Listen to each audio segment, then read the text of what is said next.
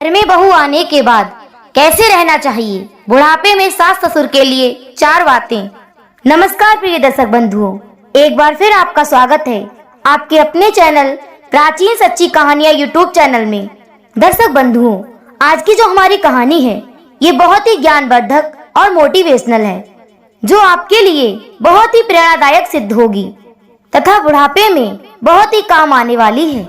इस वीडियो में आप जानेंगे कि यदि आपके घर में पुत्र वधू आए तो उसके सामने कैसे रहना चाहिए, ताकि आपके घर परिवार में किसी भी बात को लेकर लड़ाई झगड़े ना हो, अर्थात किसी भी समस्या को लेकर लड़ाई झगड़े ना हो, जिससे आपको आपकी ढलती हुई उम्र में अर्थात बुढ़ापे में कष्ट और परेशानी हो। दर्शक बंधुओं, यदि बुढ़ापे में इस तरह के लड़ाई झगड़ों से बचना चाहते हो और बुढ़ापा चैन से गुजारना चाहते हो तो दर्शक बंधुओं, इस कहानी को पूरा व अंत तक अवश्य सुनना। ये कहानी आपको बहुत अच्छी जानकारी दे करके जाएगी। प्रिय दर्शक बंधुओं, कहानी शुरू करने से पहले मेरा आपसे निवेदन है, यदि आपने अभी तक हमारे चैनल को सब्सक्राइब नहीं किया है तो कृपया हमारे चैनल को सब्सक्राइब अवश्य कर लें, बेल आइकन ऑन कर लें और अच्छे कमेंट किया करें, ताकि हर आने वाली वीडियो की नोटिफिकेशन सबसे पहले आपको प्राप्त हो और दर्शक बंधुओं आप उसका लाभ उठा सकें। तो आइए दर्शक बंधुओं, अधिक देर ना करते हुए शुरू करते हैं हमारी आज की ये कहानी।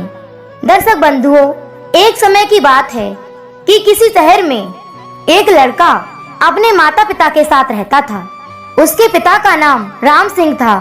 राम सिंह जो थे वह एक दुकानदार थे और अपने साथ ही अपने बेटे को भी दुकान पर ले जाया करते थे और उसे दुकानदारी करना सिखाते थे। राम सिंह सीधे स्वभाव के सज्जन व्यक्ति थे और राम सिंह की जो पत्नी थी वह बहुत ही क्रोधी थी, उनके अंदर चिड़चिड़ापन था। तो दर्शक बंधुओं, इधर राम सिंह प्रतिदिन अपने साथ अपने बेटे को दुकान पर ले जाते हैं और उसे सही तरीके से दुकानदारी करना सिखाते हैं कि ग्राहकों को कैसे डील किया जा सकता है, ग्राहकों को कैसे समझाया जा सकता है और दुकान का काम किस तरह से सही विधि से संभाला जा सकता है। ये सारी प्रक्रियाएं राम सिंह अपने बेटे को सिखाते थे। राम सिंह अपने बेटे को सुबह ही साथ ले जाते थे और शाम को अपने साथ लेकर ही लौटते थे। दर्शक बंधुओं, इस तरीके से कई साल व्यतीत हो गए। राम सिंह का लड़का धीरे धीरे नौजवान हो गया, अर्थात शादी के लायक हो गया।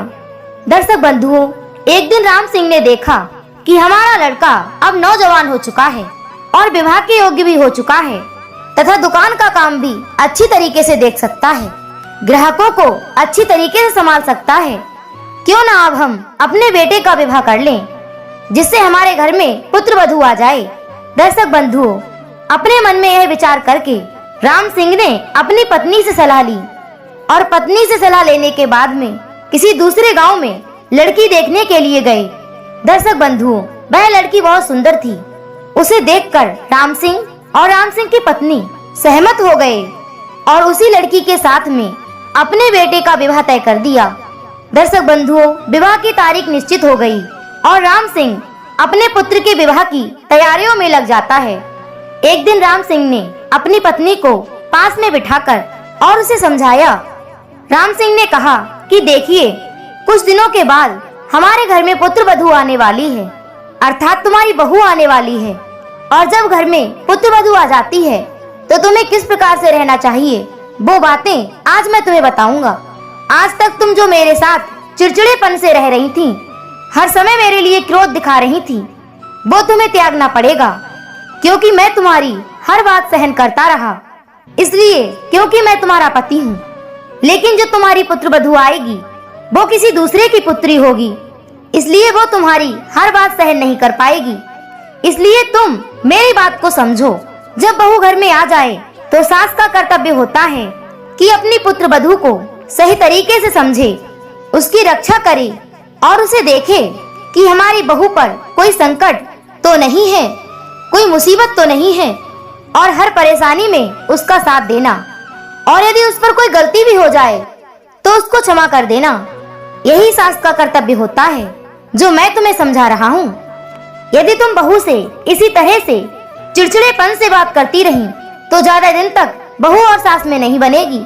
इसलिए तुम मेरी बात को गौर से सुनो दर्शक बंधुओं, राम सिंह की बात को सुनकर उसकी पत्नी कहने लगी, ठीक है, ये अपना उपदेश अपने पास ही रखो, मैं सब जानती हूँ। कहने का तात्पर्य है दर्शक बंधुओं, अपने पति की समझाई हुई बातों को उस स्त्री ने सुनकर भी अनसुनी कर दिया और पूरी तरह से उन बातों पर विशेष तरीके से ध्यान नहीं दिया। दर्शक बंधुओं, पत्नी के ऐसा कहने पर राम सिंह अपनी दुकान की ओर निकल जाता है और जाकर अपनी दुकान को संभालने लगता है। दर्शक बंधुओं, एक दिन विवाह की तारीख आ जाती है और राम सिंह अपने बेटे की शादी उसी लड़की के साथ में कर देता है और पुत्र वधू को लेकर अपने घर आ जाता है।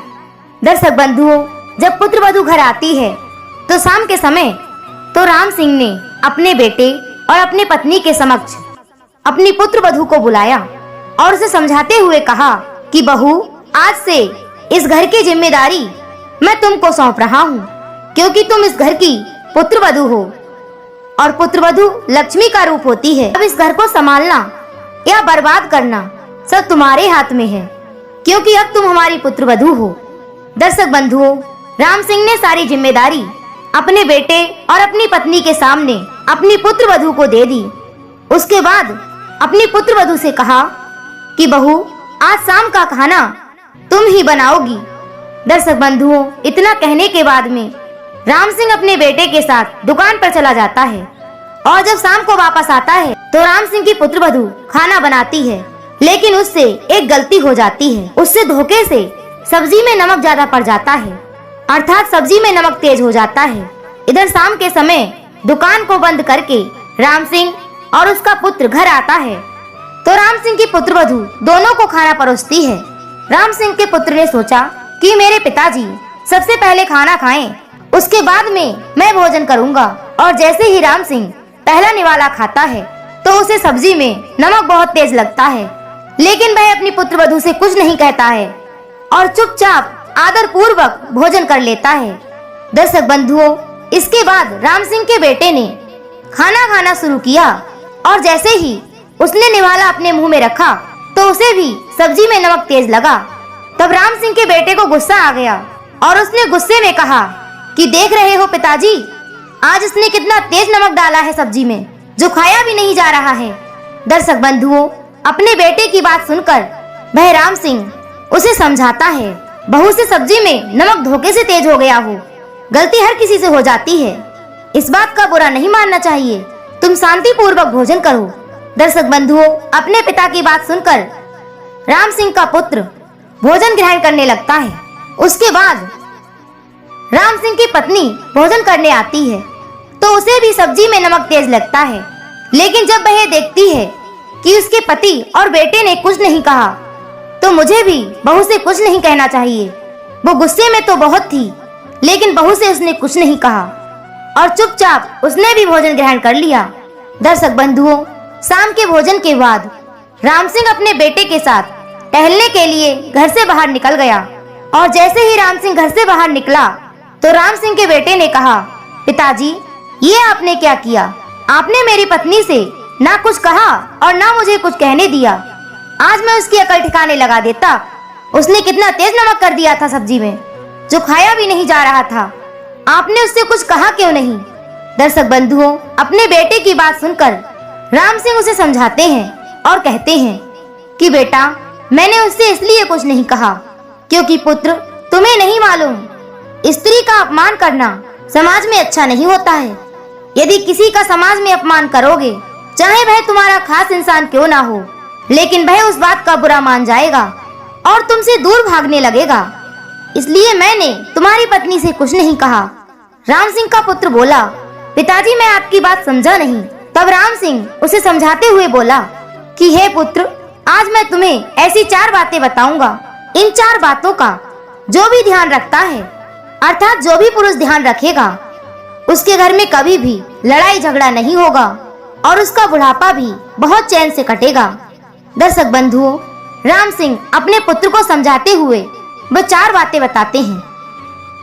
राम सिंह कहते हैं, पुत्र, सर्वप्रथम पहली बात मेरी यह है कि पुरुष का कर्तव्य क्या होता है। पुरुष का कर्तव्य होता है पत्नी को किसी के सामने नहीं डांटना चाहिए।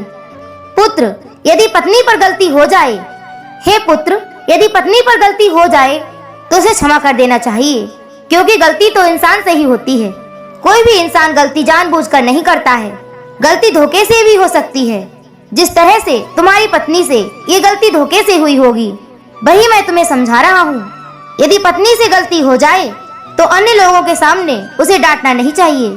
और जो लोग अपनी पत्नी को समाज के सामने या रिश्तेदारों के सामने बुरा भला कहते हैं और गालियां देते हैं तथा मारने पीटने के लिए दौड़ते हैं, तो वह पत्नी उस समय तो कुछ नहीं कहती, लेकिन बाद में वह बहुत रोती है, क्योंकि उसे अपने अपमान का बहुत बुरा लगता है। आखिर वह कह भी क्या सकती है, क्योंकि वह तुम्हारे घर में बहू बनकर आई है। लेकिन कुछ स्त्रियां ऐसी भी होती हैं जो पलट कर जवाब दे देती हैं, और जब वह जवाब देती हैं तो क्या तुमने कभी सोचा है कि पति का अपमान कितना बड़ा होता है? इसलिए हे पुत्र, कभी भी अपनी पत्नी को समाज के सामने, घर परिवार के सामने उसे प्रताड़ित नहीं करना चाहिए। और दूसरी बात यह है पुत्र कि अपनी पत्नी को अकेले में समझाना चाहिए। यदि तुम्हारी पत्नी से कोई गलती होती है तो उसे सबके सामने नहीं, बल्कि अकेले में उसे समझाना चाहिए। और जब तुम उसे अकेले में समझाओगे तो वह तुम्हारी बात को मानेगी भी और अपनी गलती भी मंजूर करेगी तथा तुमसे प्रेम भी करेगी। और यदि सबके सामने डांटोगे तो वह तुमसे प्रेम नहीं, नफरत करने लगेगी और दूर भागने लगेगी, जिसका अंजाम जिंदगी में दुख ही दुख होगा। और तीसरी बात पुत्र, पत्नी के दुख में तथा परेशानी में उसका साथ देना चाहिए, क्योंकि पुत्र तुम्हें नहीं पता है, किसी दूसरे की पुत्री तुम्हारे घर में बहू बनकर आई होती है।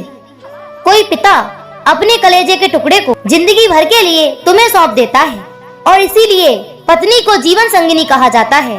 पति का कर्तव्य होता है कि पत्नी के दुख और परेशानी में उसका साथ दे और मरते दम तक उसका साथ निभाए। यही पति का कर्तव्य होता है। जो लोग अपनी पत्नी को दुख और परेशानी में उसका साथ नहीं देते हैं और उसे मायके भेज देते हैं, तो ऐसे लोगों की पत्नी उनको हमेशा के लिए छोड़ देती है। इसलिए पुत्र, मेरी ये बात ध्यान रखना, अपनी पत्नी के दुख और परेशानी में सदैव उसका साथ देना।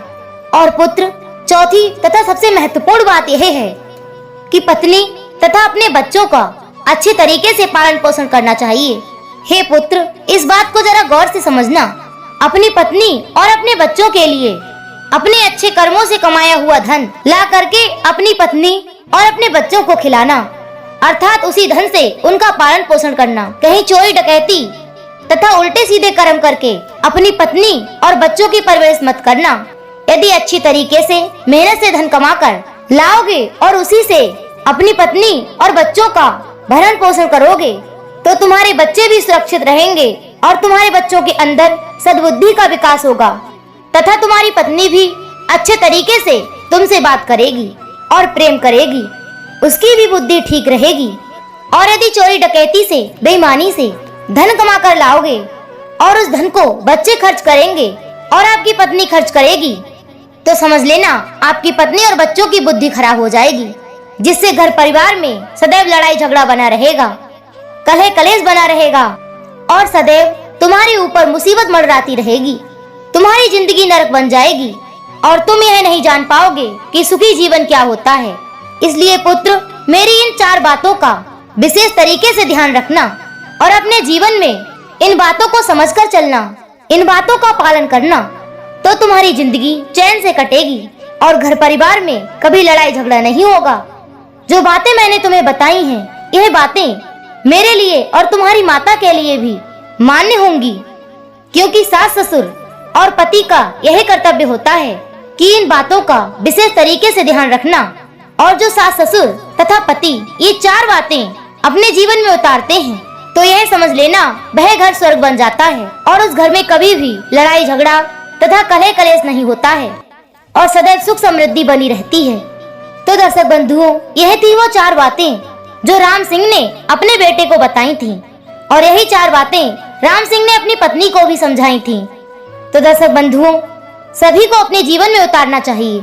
हम उम्मीद करते हैं आज की कहानी आपको जरूर पसंद आई होगी। यदि कहानी अच्छी लगी हो तो वीडियो को लाइक करें, कमेंट करें और अधिक से अधिक लोगों तक शेयर अवश्य करें। फिर मिलेंगे इसी तरह की एक ज्ञानवर्धक कहानी के साथ। इसी के साथ दर्शक बंधुओं, राधे राधे, जय श्री कृष्ण।